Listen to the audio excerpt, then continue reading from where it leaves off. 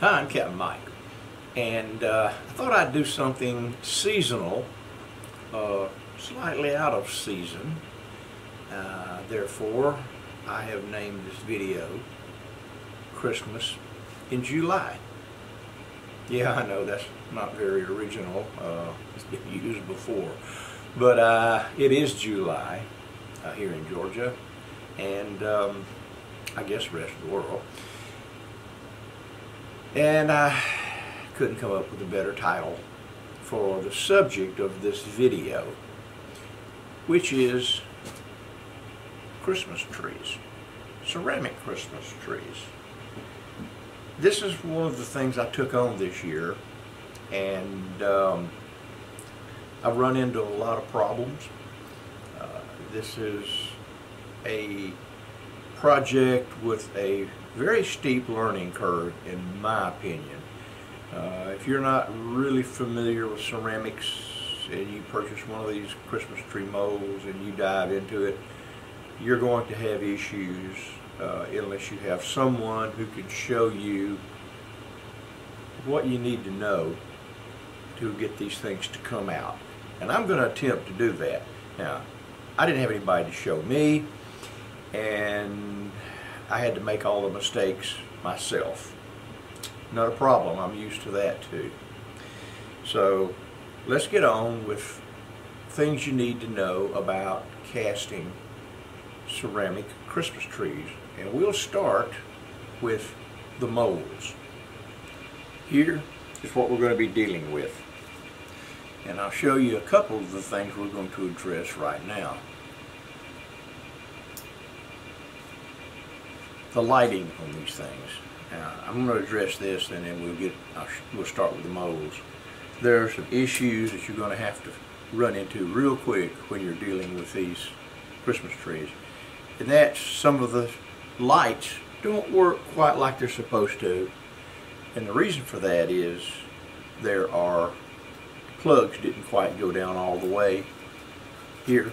So we'll address that along with everything else. But I wanted to light this up and just show you some of the stuff that you're dealing with. Also, some of the colors aren't as bright as others.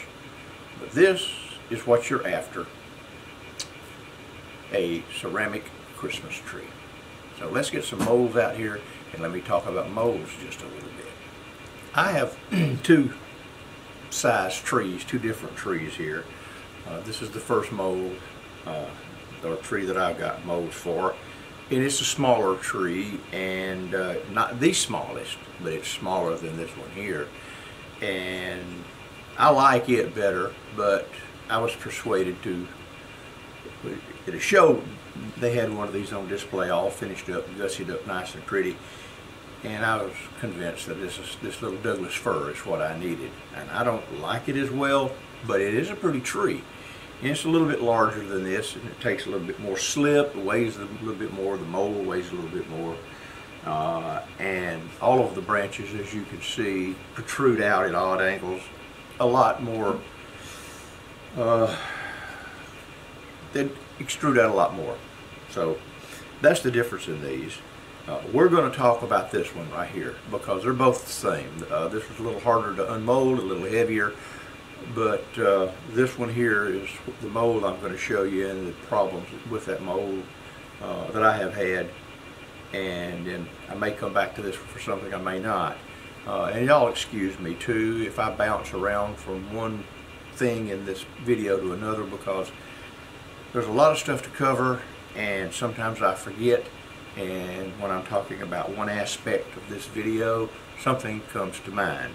So let me get the molds out and I'll show you what I have.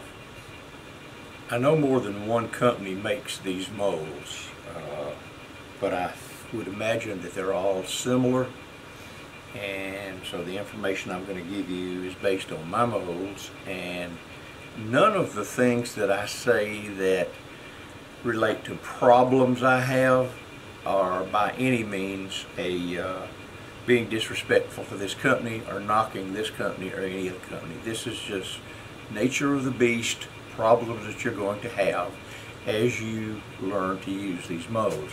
Now, both of the Christmas tree molds that I have are 3 pieces. This mold here weighs approximately 25 pounds dry as it sits here. Maybe a little less, but let's just go with 25 pounds. And the larger mold, of course, for the spruce will weigh a little more. With the slip added, you're pushing 40 pounds or better. So be aware as you decide to do these that you're going to have a weight limit that you're going to be able to handle. Even I have a difficult time upturning one of these molds back into the bucket when I want to pour the slip out. They're heavy, they're cumbersome, and you have to flip them over to get the slip to pour out. So be aware of that. This is, if you have a difficult time, say, manipulating easily 40 pounds plus, then give some thought to either another type of mold or some help in turning these up. So that's all I'm going to say. The other thing about these molds is I think that each piece has been made individually. I don't know how they make these molds, but I know they don't fit perfectly. Neither one of these molds gives me an absolute perfect, almost flash-free casting. But I work around that. It just took a while to figure out what was going on. But to get the best casting you can, let me explain a couple of things to you.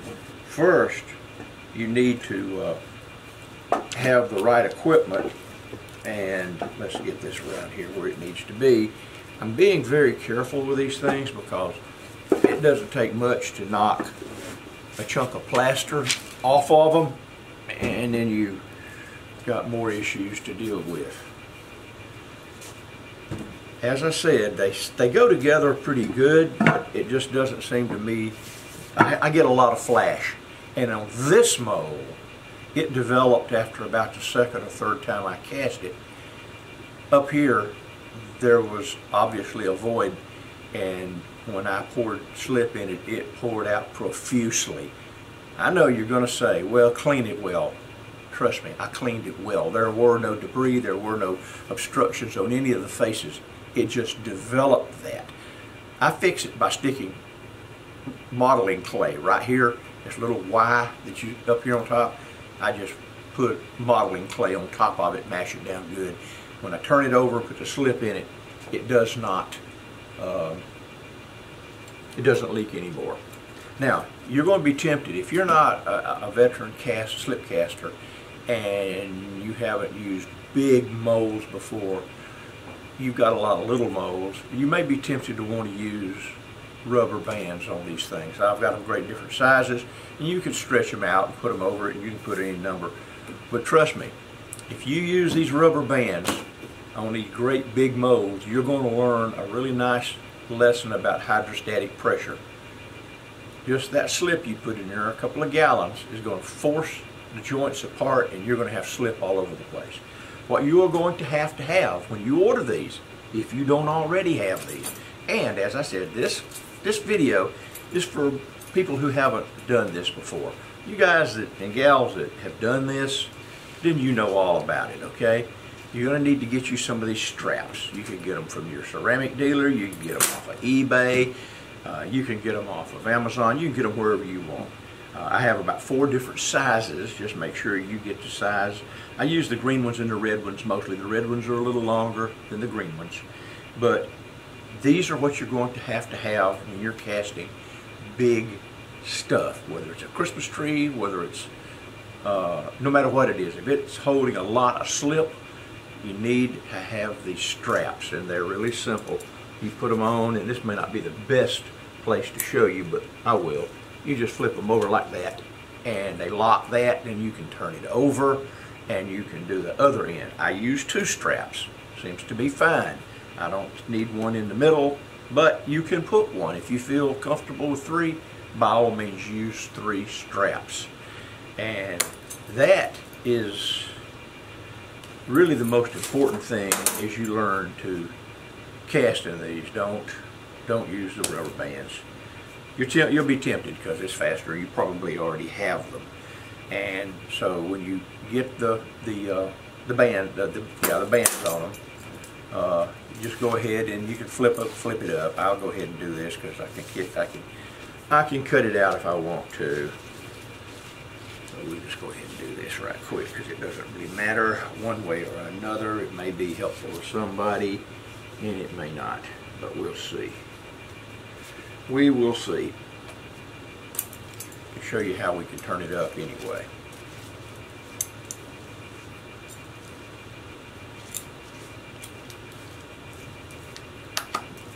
Okay, you get the two bands on it. If you want to put a third one, put a third one. If it makes you feel warm and fuzzy, by all means do it. And then you have to turn it up. See, it's already getting heavy. So this is not for people who have upper body strength problems. You have your mold ready to go, and you pour your slip in it, and then you do your slip thing depending on the type of slip you have, and how dry your mold is, and how much it absorbs.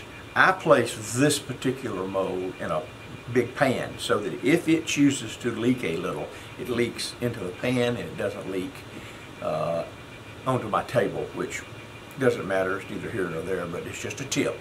You know, if you cast on this a time or two and it leaks a little, put it in a pan. Now, there's some, I don't know, this is something I determined. There are some places on this mold that seem to be flat, right here and right here. And they're on one total side of the three pieces that come together. I find that these are helpful when you're going to unmold from your casting. And so you lay it down and see it sits nice and flat. And what this affords me, I'm assuming that the company planned it this way, but I don't know. You know, you go ahead and take your bands off, and of course these aren't going to readily fall loose because they're going to be stuck slightly to all the little squiggly branches and all in your casting. But it affords you the ability to come straight off just like that, which is important. You don't want to pick up. You want to come as straight off as you can with that. And then you come to this one and you can come straight off with that. And the reason for that is it causes less damage to each of these little branches that poke out. If you come up, you're going to drag across them, and then you're going to either have to fix it or it's going to ruin it completely. It just depends. So you're going to need to do that. And what you end up with next is your tree sitting here like this. And then I find you can stick your hand in here and easily work it and pull this up till you get it up this way. And then you very carefully have to manipulate this piece. And I'll get something I'll show you. This may not fit perfectly in here, folks, because it has been fired and it has shrunk some. But maybe I can get it one side or the other. It'll go down in there. Well, maybe not, but anyway, just imagine that it's sitting in your mold, and you can stick your hand in here like this, and you can grab it down here somewhere and pick it up. Now, be careful, depending on how firm this is as you take it out. If you grab it up here, it's liable to come apart on you. So just kind of cradle it in your hands and get it down close to where you're going to put it, and grab it as low as you can down here and then set it on something. I set it on a turntable, because that's the next thing I'm going to do is work with it on a turntable. And then that's it. After you get this out of your mold, you want to come back. In fact, you may do it as you take each of these off. I clean all the flash off of the inside of my molds. I do it while it's still wet. If you have a better suggestion, that's great.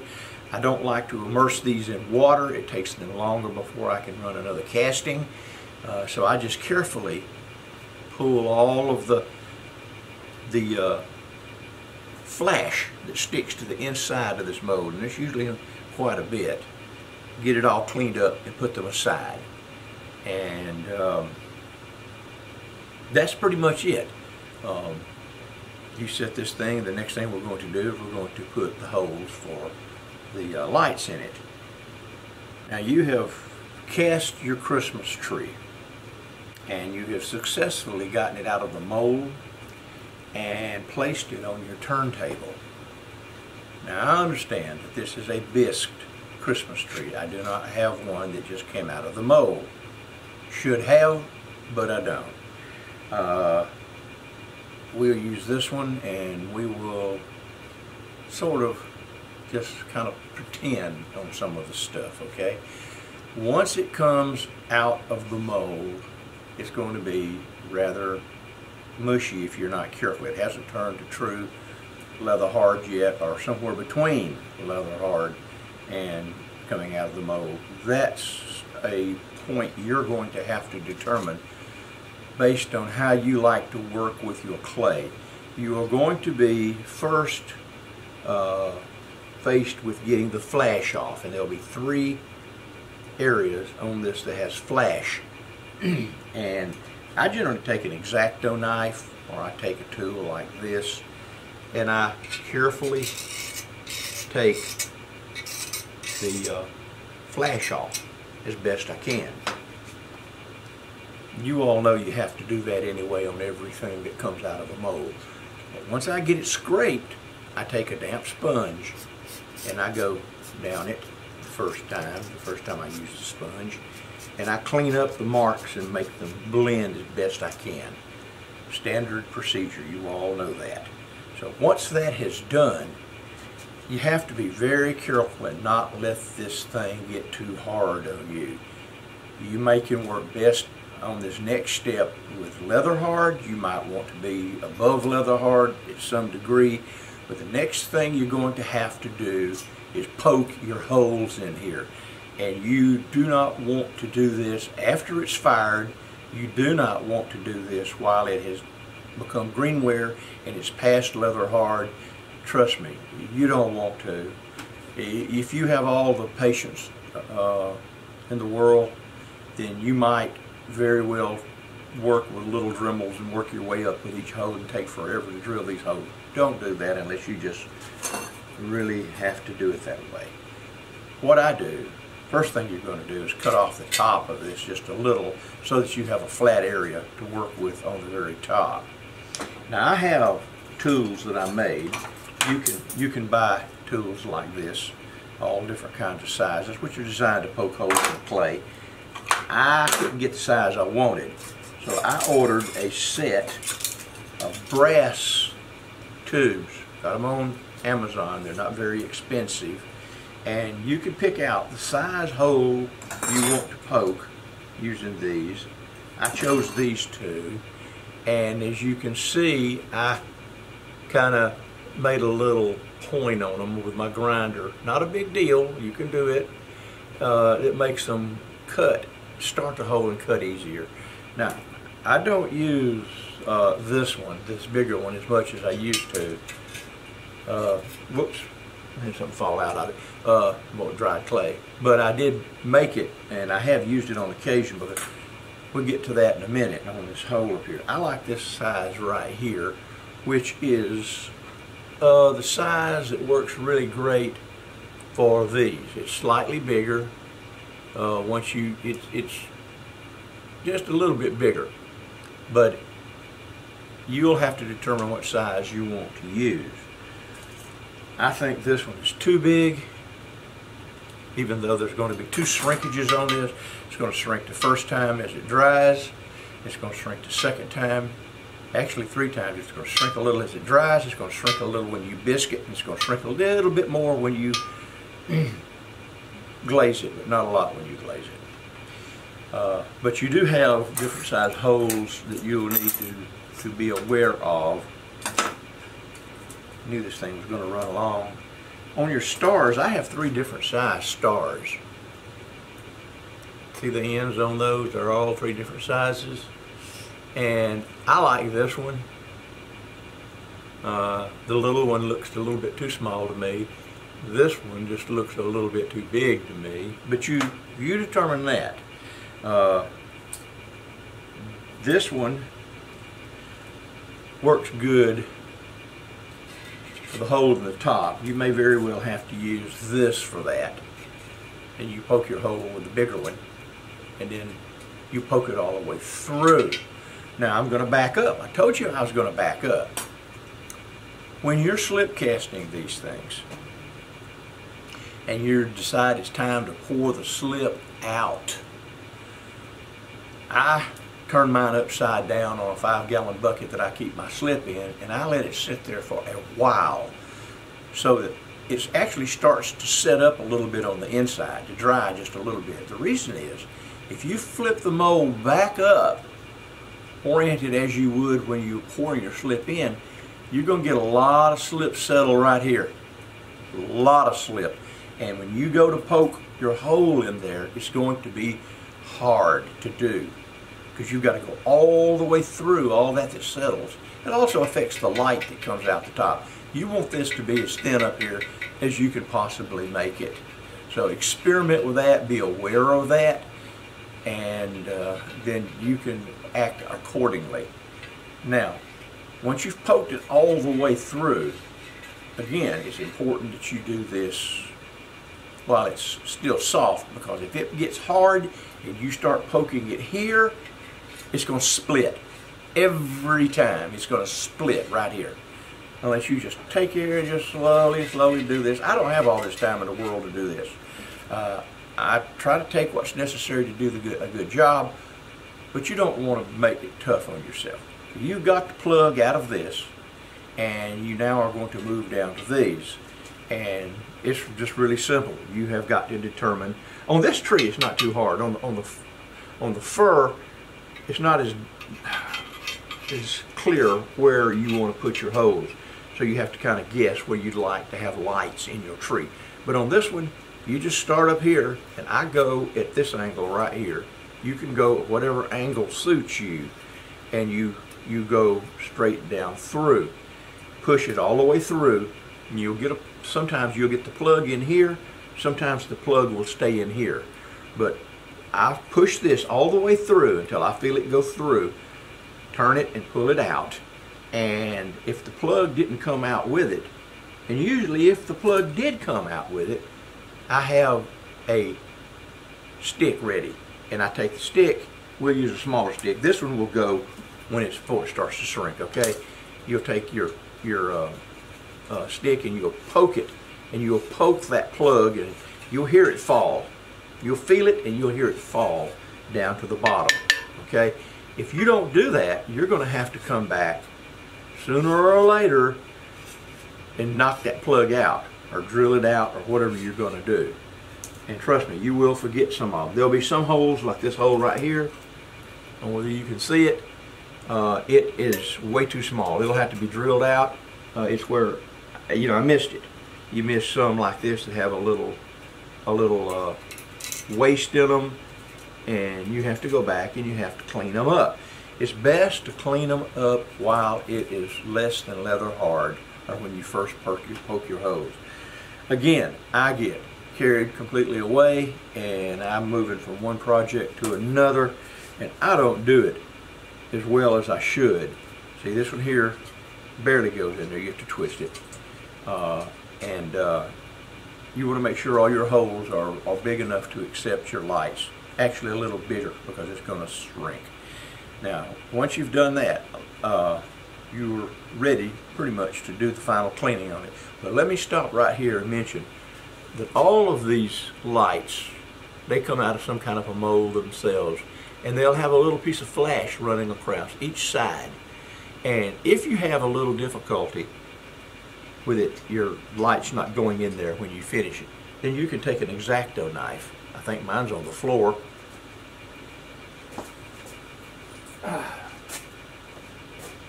Yes, you can take an X-Acto knife and you can scrape off that little ridge that's right there. And in fact, you can kind of go all the way around the shaft if you want to and scrape it until it will go in. But you want the holes big enough to take one right out of the package. It makes it much easier. So that's what you have to do. Now, where was I?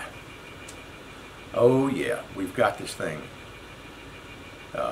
Got all our holes, we've got them all cleaned out where they'll take the lights, And then we have to make sure that it's going to fit on the base that comes with these things. So, but before we do that, you want to take you another little bamboo skewer or whatever, and you want to go around your holes and you want to clean them up, just like that. You know, clean any of the flash. This one here has not been cleaned real well. It's okay.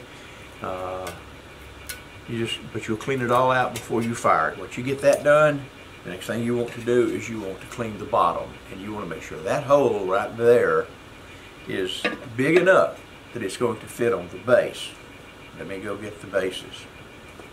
The bases for these things are different sizes. This little tree has one base. It's like this, and it has a smaller little circle up there that you'll put your light in.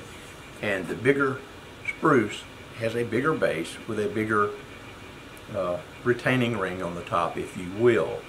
So what I have done is I have made me a template that I make sure will go over that. And I have the one with the hole in it, and I have the one that came out of it. You use whichever you want. And you will carefully and gently turn this thing upside down. And after it's, I do this a lot of times after it's leather hard, because you can't manipulate it. Then you can take your little disc and you can put it there, and you can go around it with a pencil, and then take your X-Acto knife and straighten it out. And sometimes you have to come back and do it again. Let's see if this one will fit. This has been glazed and everything. It may not fit, but then you will make sure that it fits on there. That one needs a little bit of fixing, and that's good, because I can tell you how to do that. Now you can use two things to fix the bottom of the hole once you determine what needs to come off. And you can do this after it's fired, okay? Say you cut this thing here like I did here, and it's looks good, so you fire it. You don't test it, you just fire it, and you find out that it won't fit. I use a pair of these glass people who work glass, me and others. I use them to nipper. They're nippers, and you can come in here and you can nip this ceramic just fine. Well, I've never broke anything. I'm not saying you won't, but you can come in here and nip it all around the edges until you get it where you want it. You can also use a Dremel with a diamond bit and go all the way around it and clean it up. It just makes more dust. But you can nip it until it will fit on top of your base, and then you're good to go. So once it's to that point, you can glaze it, okay? And maybe in this one or the second one that I do, I may break this into two parts. I'll show you different ways and some tricks to glazing things. But so far, let me recap. I've told you about the molds. I've told you about how heavy they are. I've told you about how to strap them. I've told you about when you pour them, how to set them up like this and let all the slip that will come out here so that you can get these clean. I've told you, you get it all the way through. I've told you about poking your holes and what to use to poke your holes with, or anything that you can make that is similar. Heck, soda straw might work. I don't know. Just keep all that in mind. And I've told you about how to clean all of them up, and then you fire it, and you're pretty much ready to glaze it after you fire it. Now would be a good time, after you fired it and you have it, to decide whether or not your holes are going to take your lights. And there's a good many of these that won't. But before you ever glaze it, you want to do to clean them up. If you do the holes right the first time, you won't have to clean them up. This one was probably the one I got in a big hurry on, okay? I don't know. I've made 20 or 30 of these things, and sometimes I just get in a hurry. Well, I'll show you how you can clean them up. I use a Dremel with a little diamond core bit on it. There are other things that you can do, but you probably have a Dremel. If you're in the craft business and you don't have a Dremel, go ahead and get you one. It'll pay for itself. There's so many things that you can do with the Dremel tool. But I take this and I very carefully, with it cut on a low speed, I put it in and go around each hole until, or let's say I go around the problem hole. You know, that one won't fit, so I go around it and until it fits. And you want to do this now before you glaze it, because if you flick it, if a piece of it pops off, better have it pop off before you glaze it. So get all your holes, check all your holes, make sure the little light will go in it. If it won't go in it, clean it out a little bit. And now's the time, if you want to, you can clean it around the edges. This is extreme. I normally don't do it, but you might want to if you really want a super, super nice product. You can clean off all the little flash that's popped up with you fooling around poking holes in this thing. So now you've got it where all your little lights go in it. You've got it all cleaned up around the edges, and you're really happy with it. You're ready to glaze it. So I'm going to talk about a couple of things here, and I will try to insert some other videos that I made pertaining to tips and tricks on glazing these things. But first we'll start with the standard way of glazing. Actually, this video came about because of my having to glaze these trees. And of course, all of you that have fooled with ceramics and ceramic glazes know that if you're not going to dip them, which you can't dip this tree in anything I have, hard to dip it in a 5-gallon bucket, but it would be doable, I guess. You're going to have to take a brush and you're going to have to put at least 3 coats on the tree. And you can see already that this is going to be a task, because you've got to get underneath all of these branches and in all of this texture here. You've got to get glaze. And I use a stiff brush because it's easy to poke it. A lot of folks like the fan brushes, and it's great. You use what brush makes you happy, and you glaze it. So you sit there and you put a coat on it, and you wait, and you come back and you put another coat on it, and you wait, and you put another coat on it, and it takes a while between coats to do this. Then you wait until you get 3 or 4 coats, whatever your glaze says. You know, these Amico glazes, Duncan glazes, Mako glazes, pretty much the low fire glazes takes 3 pretty decent coats. You don't want to put it on too thin, but you put on about 3 coats, and so then you fire it, and then you're a happy camper. I had the great idea that I spray paint these things, and so I took some that were just like this, bisqueware. I took whatever color I wanted to use. I diluted it about 50-50 as it come out of the can, and I sprayed it. And I sprayed it using a automotive touch-up spray gun. And this is an automotive touch-up spray gun. This one here is an HVLP gun, which means high volume, low pressure. It can be run on a very small compressor. You don't have to have a big one. Just a little hobby compressor will run it, and you spray it.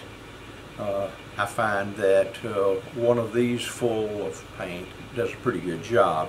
You may have to do it, fill it up again, but usually once you can go around it. I have a turntable outside, and as I spray it, I turn it, and then I can get under it and all that good stuff. These spray guns, you can get them from Harbor Freight, you can get them off Amazon, you can get them off of eBay. They have about 3 different needle sizes. That is the orifice by which this paint comes out. I think it's 1.2, 1.4, and 1.8 the biggest needle that you get puts out more volume, and you could put out thicker volume. So keep that in mind. Now, I bought this one here off of, I think it come off of Amazon, I'm not sure, but it was less than 20 bucks. And it's a pretty neat little spray gun. I may do a video on unboxing and using it a little later. I have a video that's going to be included in this that will show you me spraying this thing. But just as an overview before we get into that, you can hand paint it, or you can spray it completely, or, and I find this best, you can put one coat with a brush so that you make sure you get everything. Then you come back and put about 2 coats with your spray gun. Much quicker, dries almost immediately. And then that's it. I like to spray them, you may not. But that's kind of where I got started on this thing. And then you go from there. Don't know exactly how I'm going to work this in on this video. It's being filmed piecemeal and not necessarily in the order that I'm going to present it, but as I work on this whole project, I run into some problems. This piece right here, I sprayed it. I thought I sprayed it adequately, and I fired it, and as you can see, it's kind of light. It's the lighter green that I want it to be, and in some of these places, it's like this, maybe in here just a little bit, you can see where the colors are different. It's not as dark as I want it. And this is what I used, and I'm going to recoat it all over again with that and see if I can't make the green kind of dark like that. I think I can do it, but we're going to have to see. This is a little experiment that I'm going to try on reglazing a piece that has already been glazed. This Christmas tree has a coat of some kind of green on it, and it's too light. I don't know whether I didn't apply it thickly enough or what, but anyway, it has been fired and to 06, and I don't like it, so we're going to try to reglaze it. And we all know that trying to reglaze something is difficult, because as you brush on the new glaze, it wants to pull off of the shiny, slick surface. It's no longer sinking in like glazes do and grabbing hold of the bisque surface. So we're going to take this right here and we're going to spray it on this tree. And I know the spray will lay on it properly. And then we're going to let it dry and put it back in the kiln and fire it again. So let me take this well shaken up glaze, I think it's thin enough, we'll see, and put it in my gun and spray this. For those of you who are wondering what this plastic over the top of this little gun is, this particular gun has got a really nice nozzle. It's about a 1.4 millimeter, I think. And I salvaged this gun. It was thrown away from a body shop, and I took it and rebuilt it. And this didn't have the top. So let's see if this will spray. Yeah, we got some material coming out. I think we can do this. You guys just kind of watch.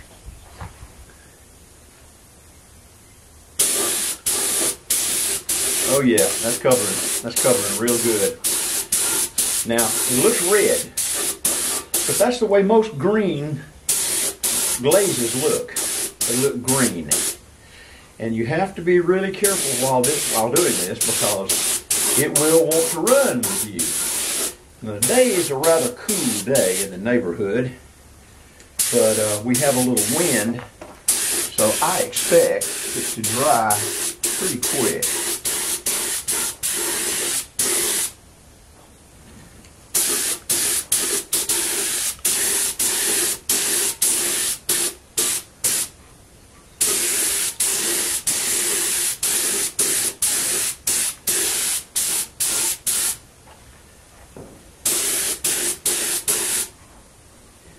Yeah, it wants to be runny, but that's okay. That's okay. If I was painting with enamel or lacquer or something you wouldn't want it to run, you'd have to be a little bit more careful. But we're not dealing with a fine paint job. Now I'm about to run out of the glaze. We're just going to go ahead and fire it all on here. How much is left?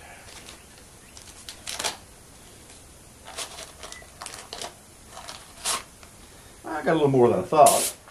So anyway, we're going to let this dry really good, and I may put some more on it, and I may not.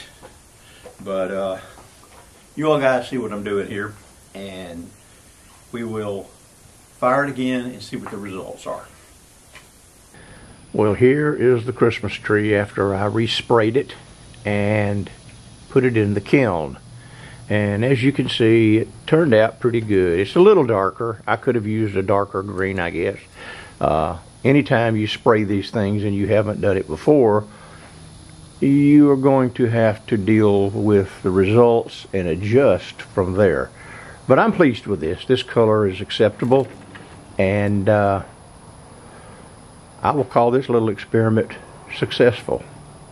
Now, I didn't mention the molds that are used for these because they're very, very simple. They don't have any issues whatsoever, so we won't handle it. Go into it.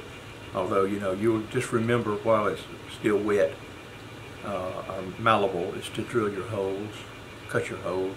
Again, you can use things like this, you know, to do your holes so that you can put your light fixtures in it. Now, speaking of light fixture, this is something that you can do that might be a little trick.